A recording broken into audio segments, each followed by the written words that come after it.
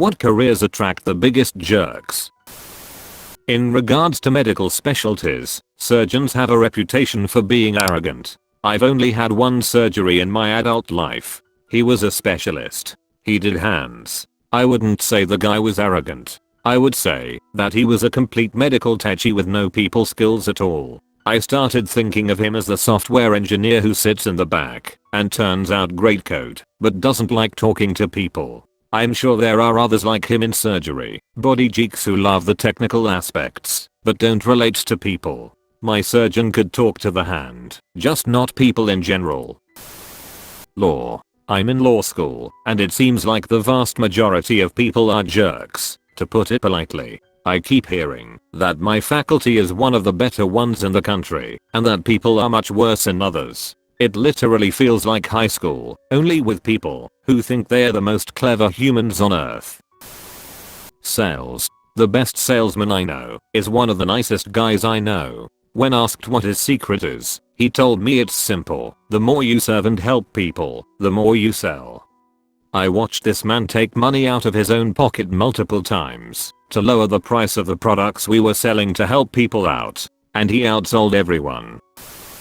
My second job after engineering school was that of a sales engineer. I had worked as a software developer right out of school, and I found myself in a very niche market in a very specific part of the world where our products needed to be sold. The thing that killed me about this job was how much I had to lie. My first few months on the job, I was yelled at so often because I told the truth. Customer calls to ask me the status of a quote, design, or shipment, and if I told him the actual status and my boss found out, I would be yelled at. Turns out, you always lie. I was apparently expected to always create buffers, make up stories on the fly. It was a scary place to be in. I would go to meetings with my manager and see how he just bled lies so conveniently, it scared me. We had to tell customers it would take 6 weeks, when the factory would say 4. We had to come up with more lies about our products and why they were expensive. And I understand that all of this was needed to take care of unforeseen issues down the line, but it was something I had to perpetually be aware of. It was so stressful. It made me realize how much I couldn't even trust my boss, given how easily he came up with lies on the fly. A year into the job, I started applying for grad school. I couldn't deal with the stress of having to always be, or at least come off as duplicitous. Stockbroking, Puerto Rico. People have a very skewed perception of what most PR people actually do. There's really not a lot of thank you for smoking style crisis management. The vast majority of PR work is more like your guide to baking with different types of flour, or arranging favorable press for extremely mundane business activities. It's not like Steve Brown busted that story wide open through an extensive investigation. The developer's guy called him up and planted the article. Nightclub staff. This is the only one I'll say that is 100% the fault of customers. People are shitbags when they are drinking. I bartended and did a short stint at a club. Had 6 drinks thrown on me and was spit on 3 times in 3 weeks. I was told I was lucky to not have a glass thrown at me yet and to just get used to it. I left the next week. Finance. Every douchebag I went to high school with went into finance. Some nice people too, but every douchebag. I'm surprised I had to scroll this far to see finance. Finance guys annoy the shit out of me with their cockiness. Yes, the finance brothers, the guys you see at another table while at a work lunch, wearing ridiculous suits and being the loudest in the room and hitting on the waitress who is pretending to smile. Not everyone, but generally people who aim to work in corporate jobs tend to have loose morals and are willing to step over their friends for gains. After getting burned hard by people like this, I first swore off climbing the ladder, but am now aiming for this again, just to have the power to be in control and not be a scumbag. You know, have the ability to tell the sleazy people to shove.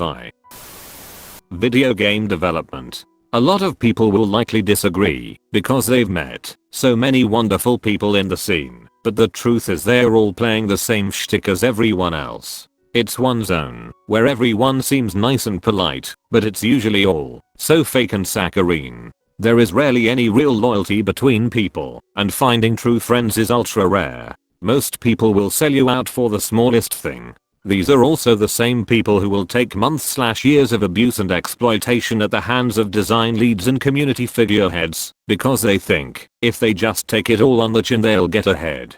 Get ahead into what? It's only when that doesn't work out that people will bravely speak up about various abuses and the like. And even after multiple instances of that whole cycle, still nothing has really changed. My rule of thumb, not perfect, but still, is that anyone who doesn't seem or present as your typical game dev is probably the guy/girl worth getting to know. Glenn Schofield is a pretty good example of this. Anyone who didn't know exactly who he was/what he's done would probably write him of a Simboomer dock worker.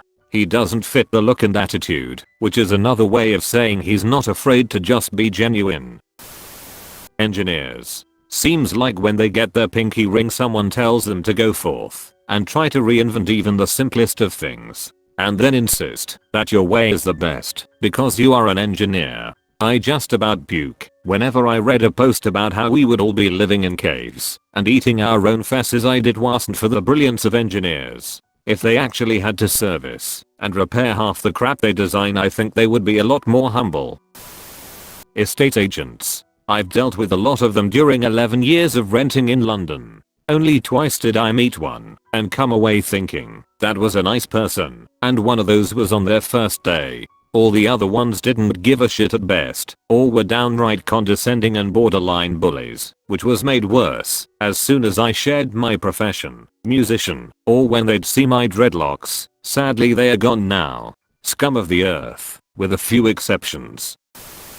My kid is a safety director for a medium-sized earth-moving and heavy construction company. His outfit got tangled in the fracking play and departed the whole industry a year or two ago after they got sick of the boom bust cycles. He spent about 8 years dealing with the frack crews. I'm pretty sure that he ended up with 2 lifetimes full of stories in that time. Christ on a cracker, there are some fed up people and fed up shit that happens in that industry. My favorite is how many of those fools make 6 figures as semi-skilled laborers, spend every dime they make, and more, then end up flat out busted and selling $70,000 pickups, side-by-sides, guns, and God knows what other stupid shit a month after they lose their job.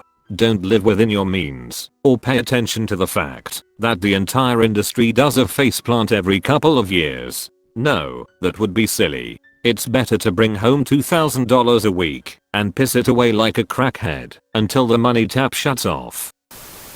Attorneys are entitled to position themselves, cozy up of sorts, as if they are impartially reading parchment. Then they conveniently rationalize every moment silently, entitled to think like a lawyer tantamount to issue spitting on a Chicago law final. They defend an interest group, cynical about the law to be implemented, and there are no resources for the other imagined interest group.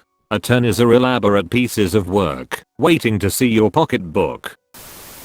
Bankers. The marketers. All the bankers and marketers I've met were big jerks, thinking they were some kind of royal or special. Once one of them even suggested me not to become an artist or an engineer because they were low-paid jobs, and said how I had to become a banker, or had to become the product, or become the brand. Not trying to offend any of you guys though.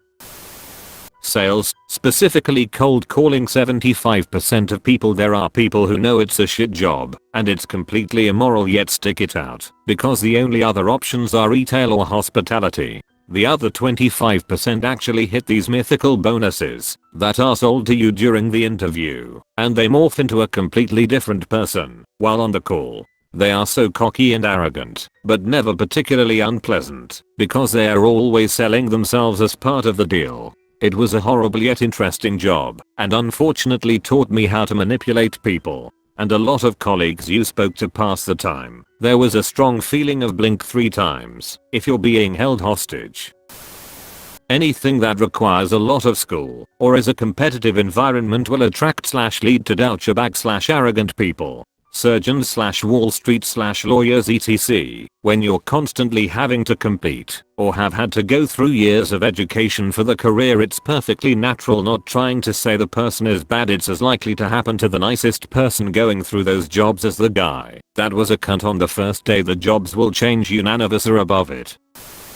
Many others have it worse than us. but in my experience art/design bears. People don't respect the value of your work and knowledge just because if you're an artist you're supposed to enjoy doing this. Clients can be difficult asking for 1,000 changes, and some can be disrespectful in the way they don't let you use your judgment to do your job as it should.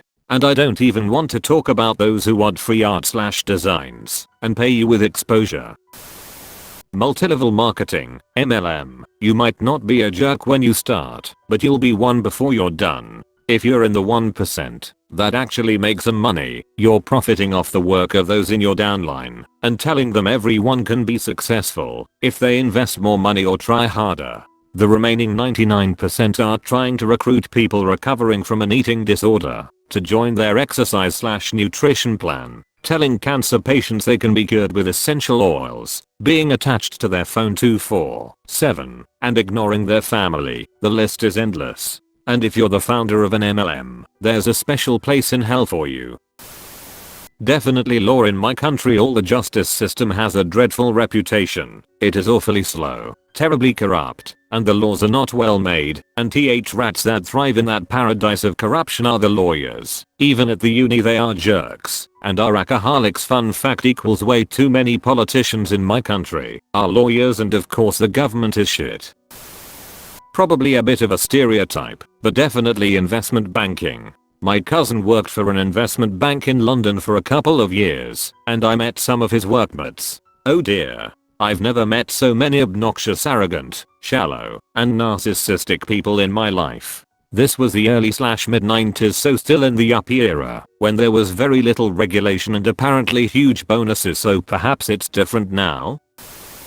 Probably a bit of a stereotype, but definitely investment banking. My cousin worked for an investment bank in London for a couple of years, and I met some of his workmates. Oh dear. I've never met so many obnoxious, arrogant, shallow, and narcissistic people in my life. This was the early/mid 90s, so still in the yuppie era, when there was very little regulation and apparently huge bonuses, so perhaps it's different now? In my experience, any job in an industrial setting, once you get higher than a labor's position, the amount of horrible people I've worked with in railway and welding/fabrication shops is nuts. Racism and sexism, punching down at every chance on the younger or newer generation of workers, fucking with the new guy/hazing. The pressure other people put on you to do things like not reporting injuries unless they are super serious, and even then don't tell the whole truth, so they can't get involved, because getting involved equals bad work. Extra hard to prove you're a good worker while they slack and berate you for not being good at the job because of lack of experience. And the amount of shit talking behind co-workers' backs and two-facedness is shitty too. It's like they're all teenage girls. I worked at a technical college that advertised on TV. Need I say more? The people who took prospective students for tours were sleazy salespeople. Think used car salesmen. They would use tactics like leaving them alone in their office while they checked on something, took a long smoke break, keeping there long enough to wear them down, and get them to sign up. They would allow people with obvious intellectual disabilities to enroll, knowing they would drop out and owe huge amounts of student loan debt. The tuition was double what it was at the public college programs. Blood-sucking parasites. I was not a recruiter. I was pregnant and knew I would not return after the birth. I felt guilty just working there. Everyone seems to be saying jobs like lawyers and surgeons and software developers. People who are really smart/good at something. I guess it's just a holier than thou mentality. So if the job entails saving people's lives/money/being generally smart, then people who have that job will typically be arrogant and jerkish. You don't see garbage man or McDonald's employees getting angry when people do one thing wrong. But ask the wrong question to a software developer and boy are you in for a trip. Anything that requires no real skills, but gives people a feeling of superiority. Examples include low-level medical careers, people who have jobs that require minimal training yet refer to themselves as medical professionals, and retail managers. There are others, but those were the first two that came to mind. A lot of blue-collar jobs, because that's about the only way to survive in a field that is oversupplied yet high turnover, so people are usually underpaid, working for customers and bosses who think they know better but would die, possibly literally, if they worked in your shoes for a day. Source: blue collar worker who is underpaid, over scrutinized, with a staff that changes every other week.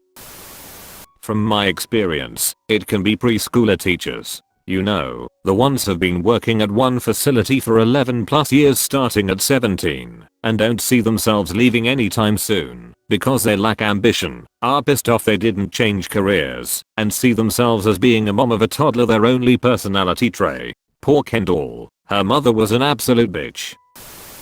Investment bankers. I read a book on it a few weeks ago. Liar's Poker by Michael Lewis. Great book and gave some great insight into that profession in the 70s, specifically a firm called Salomon Brothers. Greed was a huge theme among the people in his training class, his later cowhawkers, and upper management. Everyone was willing to step on anyone to get to the top. My dad is a physician's assistant. Mom divorced him when the abuse turned from 100% on her to him also breaking my 10 years old at the time oldest sister's bones. I'm disabled for the rest of my life thanks to him. He has a god complex, so practicing medicine makes sense, as does why he's had to fight multiple malpractice suits. Retail management. A bunch of people who failed at their chosen career in the first place and want to show a bunch of teenagers and people paying their way through school how superior they are. Attracts the worst kind of people.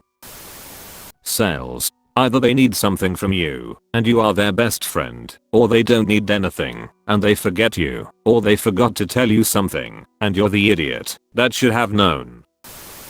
The 5 law enforcement officers I know are entitled, selfish, power-hungry jerks. I know there are many great people in law enforcement, but the field tends to feed a power fantasy. Something about qualified immunity, I guess. Wanna know what it's like being in a sorority where everyone hates each other but no one ever admits it? Be a car salesman. Ugh. I worked as a receptionist at a car dealership. Both managers sexually harassed me. One who would drunkenly call me in the middle of the night. Almost all of the salesmen were man babies and selfish assholes. Constantly telling on each other and stabbing each other in the back. That's when they weren't refusing to help customers of a certain race BC they didn't think they would buy a car. Nothing made me happier than the day an old Asian man came in. I tried to get a guy to help him. He refused, making racist comments. A new salesman went and helped him, and he bought 2 new cars. The salesman who wouldn't help him had a tantrum. Radio show host. Lots of jerks who think they can get away with anything and want everything free. Real conversation I had with one of those assholes who wanted a favor. You know that tomorrow I can talk really badly about your business on my show. Fuck you. Well, it was in French, but it means the same. You're gonna lose a lot money and it's gonna be your fault. I'm gonna tell your boss. My boss had him thrown out. He screamed like a Karen on his way out. I worked for a title company. I swear the mortgage business dudes and real estate moguls I had to deal with on the daily were the most arrogant self-absorbed bricks to ever wear a cloud of brat.